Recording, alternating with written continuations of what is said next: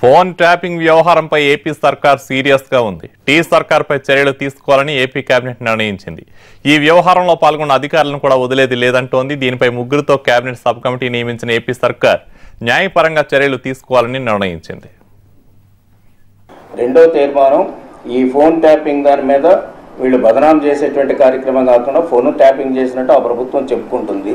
అదేవిధంగా ముఖ్యమంత్రి గారు వాళ్ళంతా చెప్పుకుంటున్నారు ఫోన్ ట్యాపింగ్ జరిగింది కాబట్టి it is nothing but a confessional statement అయిన తర్వాత they are suppose to be booked under the law అనేటువంటిది మా అభిప్రాయం.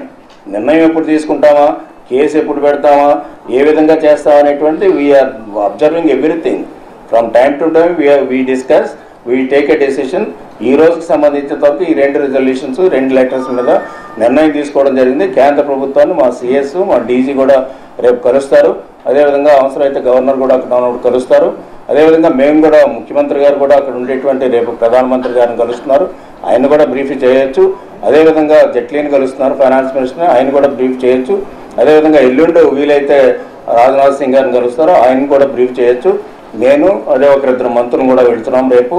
అదేవిధంగా ఇదంతా జరుగుతుంది. ఇప్పటి వరకు జరిగినటువంటి డిస్కషన్ యొక్క సారాంశం మీకు ముందు పెట్టాను. రేపు ఏం జరుగుతుంది అనేది వెయిట్ అండ్ సీ.